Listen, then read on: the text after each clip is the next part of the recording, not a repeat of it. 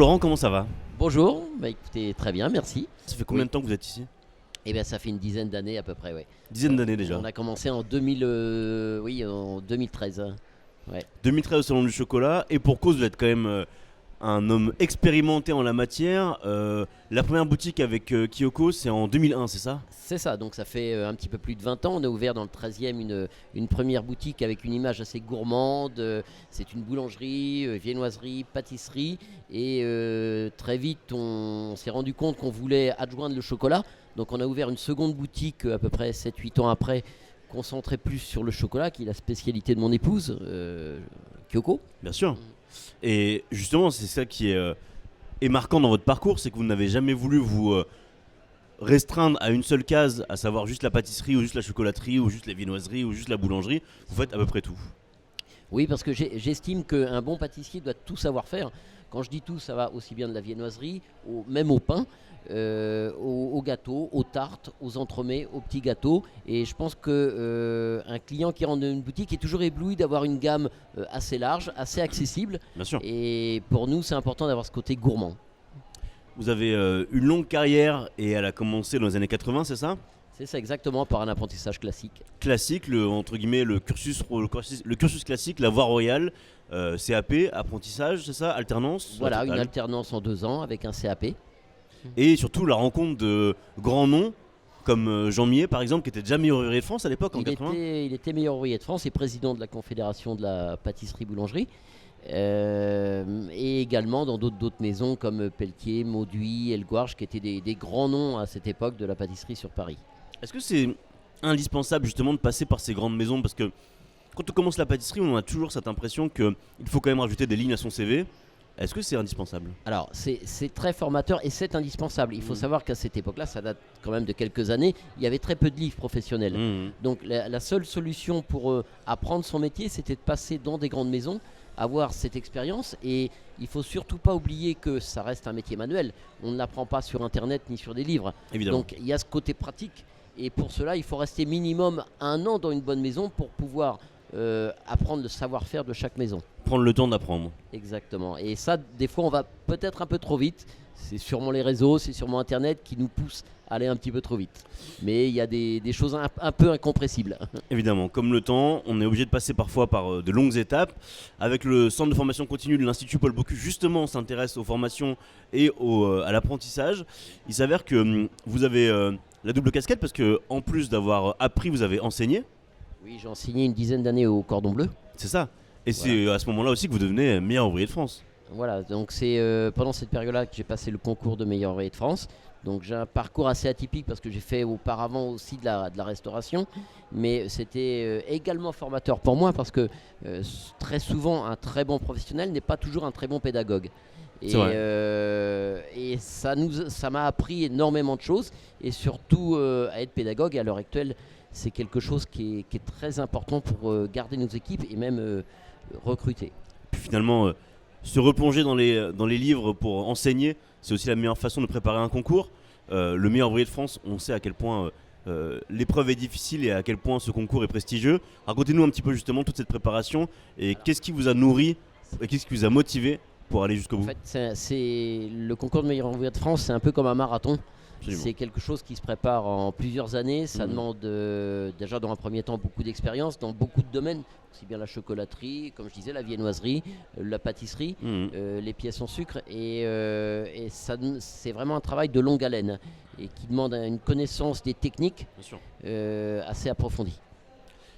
Et en même temps, une connaissance technique et une sorte de sensibilité aussi, parce qu'il faut savoir quand même surprendre, il faut savoir aussi Bien se sûr, distinguer. faut se différencier des autres candidats, parce que bien évidemment, c'est que les meilleurs qui sont élus meilleurs ouvriers de France.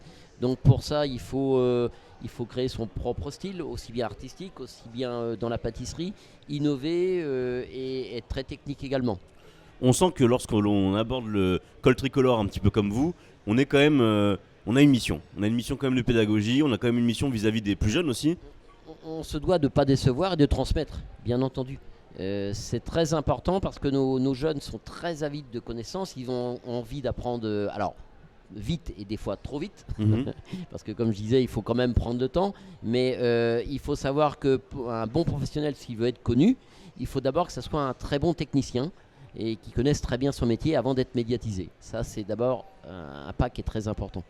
Devenir un grand pâtissier comme vous, c'est aussi s'ouvrir au monde et aussi plaire à beaucoup plus de monde que seule sa région ou juste son territoire. Oui. Vous êtes très vite ouvert à l'international, notamment au Japon. Oui. Racontez-nous un petit peu cette histoire d'amour au sens large, parce que l'histoire d'amour Personnel et professionnel. Exactement. Oui, en fait, je suis très curieux et je pense que nos métiers, c'est des métiers de passion. Donc il faut être curieux, il faut se remettre en question sans cesse. Et le fait d'avoir fait beaucoup de voyages professionnels, ça m'a énormément appris. Bien sûr. Ça m'a ouvert à d'autres cultures, à d'autres produits. Et c'est vrai que je suis fasciné par ce Japon. On travaille depuis une quinzaine d'années avec le Japon. On a des 15 ans déjà. au Japon, oui. Et cette ouverture japonaise, leur précision dans le travail, leur don d'être très méticuleux, ça nous apporte énormément quelque chose. Ils ont l'avantage d'avoir cette rigueur que nous on n'a pas. On a ce côté plus créatif, mais on manque de rigueur et de régularité. Et ça, je pense qu'il faut s'en inspirer. Donc ça vous a amené une sorte de cadre aussi. Oui. Et surtout dans un domaine qui est intransigeant, c'est la chocolaterie. Bien sûr, la chocolaterie, c'est un domaine encore plus précis que la pâtisserie. Ça demande une précision dans les pesées, dans le savoir-faire, dans la façon de fabriquer. Et cette précision, ça, ils l'ont absolument. C'est une approche presque scientifique finalement du chocolat, parce que on sait que les températures, que ce soit le travail de la matière, le travail l'étude justement de l'évolution du goût. Tout à fait, c'est un peu scientifique parce qu'on a ce problème de conservation. Le chocolat est dans des vitrines qui ne sont pas réfrigérées, enfin qui sont à des températures un petit peu plus hautes qu'en pâtisserie, mais on doit les conserver quand même assez longtemps. Donc il faut avoir cette rigueur pour respecter l'hygiène, mais néanmoins il ne faut pas oublier que le goût est très important. Donc il ne faut pas privilégier trop la technique au goût, la technique doit s'adapter à notre goût, et ça c'est très important. Et justement, au niveau du goût, oui.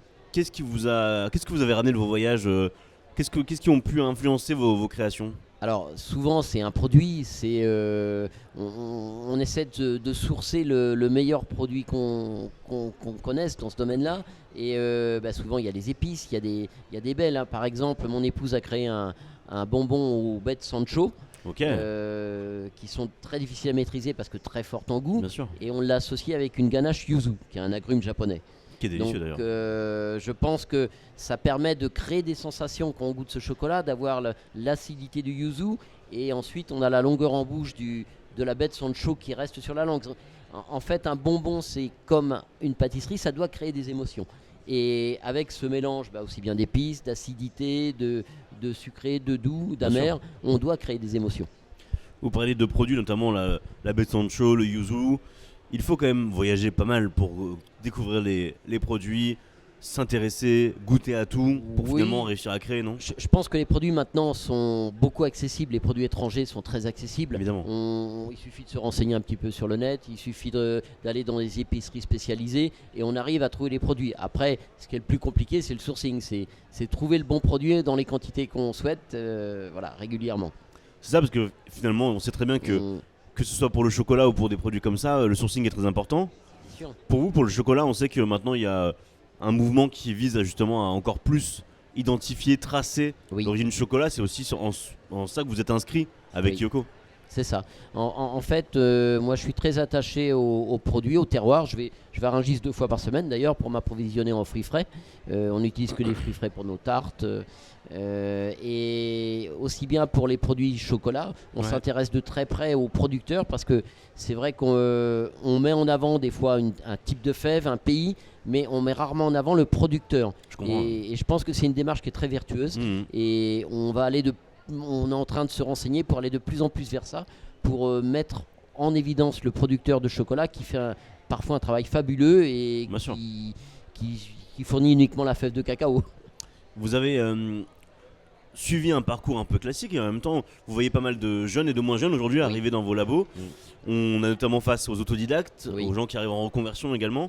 Ça vous apporte aussi une fraîcheur en laboratoire, ça vous apporte aussi une fraîcheur en création? Oui, alors la reconversion c'est une facette du métier qui est encore différente parce que c'est des gens qui ont une vraie volonté.